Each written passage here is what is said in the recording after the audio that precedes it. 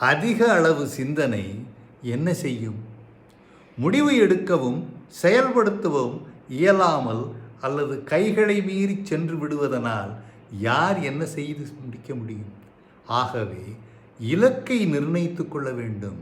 இலக்கை நிர்ணயித்து அதை நோக்கி பயணித்தல் மிகவும் சிறப்பு. அதுபோன்று செய்பவர்கள் இந்த இடத்தில் நான் இதை செய்தேன், அடுத்தது இப்படி செய்ய வேண்டும் என்ற சில உள்குறியீடுகளையும் சில உள்மன உறுத்தல்களை வெளிப்படையாக சொல்லி பேசும் பொழுதும் அவர்கள் சாதிப்பதற்கு தங்களுடைய முதல் படியை எடுத்து வைத்து விட்டார்கள். திரும்ப திரும்ப மற்றவர்களின் கருத்தை கேட்டுக்கொண்டே இருந்தால் யார் முடிவுகளை எடுப்பது? ஒவ்வொருவரிடமும் சென்று இப்படி இருக்கிறதா அப்படி இருக்கிறது என்றால் யார் முடிவு சொல்லப் போகிறார்கள்? நீங்களும் முடிவு எடுக்கப் போவதில்லை. நீங்கள் கேட்கக்கூடிய ஒவ்வொருவரும் இப்படிப்போ அப்படிப்போ என்கிறார்கள். ஒருவர் வலது பக்கம் செல்லச் சொன்னால் இன்னொருவர் இடது பக்கம் செல்லச் சொல்லுகிறார். முடிவில் நீங்கள் எங்கு புறப்பட்டீர்களோ அங்கேதானே நின்று கொண்டிருக்கிறீர்கள். ஏன் இதை நீங்கள் சிறிது உள்வாங்கி அல்ல, நான் என்ன செய்ய வேண்டும் என்பதை நான் தான் தீர்மானிக்க வேண்டும் என்று ஆக்கபூர்வமான ஒரு முடிவை எடுக்கக்கூடாது. மனமாற்றம் மீண்டும் மீண்டும் புதிய பாதையை காட்டி குழப்பத்தை கூட்டும். உதாரணமாக யாராவது ஒருவர் நீ இப்படி செய்வதை விட அப்படி செய்தால் நன்றாக இருக்கும் என்று சொல்லுவார்கள். அதை கேட்ட உடனே ஆமாம், இல்லை, நாம் இப்படி செய்தால் என்ன என்ற எண்ணம் உங்களுக்கு தோன்றும்.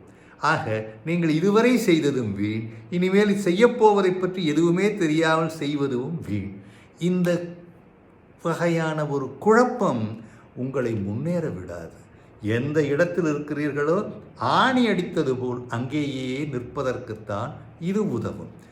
எப்போதும் என்ன நடக்கும் என்ற துடிப்பும் எதையும் செய்ய விடாது இருக்கக்கூடிய மனப்பான்மையும் நம்மை எங்கேயும் அழைத்துச் செல்லாது.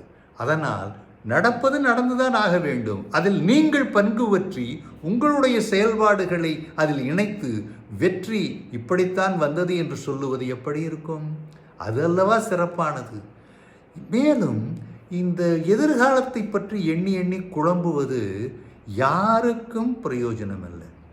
ஏனென்றால் நிகழ்ந்த தவறுகளை பூதக்கண்ணாடியில் பார்த்து ஐயோ இப்படி நடந்து விட்டதே என்று அந்த நிகழ்வுகளையே திரும்ப திரும்ப அசை போட்டு கொண்டிருப்பதால் யாருக்கு என்ன பிரயோஜனம்? முடிவுகளுக்கு முன்னே குழப்பத்தில் மூழ்குவதால் யாருக்கு என்ன லாபம்? முடிவே தெரியாமல் அதில் என்ன குழப்பம்?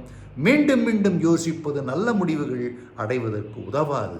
அதனால் உங்களுடைய முடிவுகளை செயல்படுத்துங்கள். உங்களுடைய முடிவுகள் எதுவாக இருந்தாலும் அலசி ஆராய்ந்து முன்னோக்கி செல்லுங்கள், நிற்காதீர்கள்.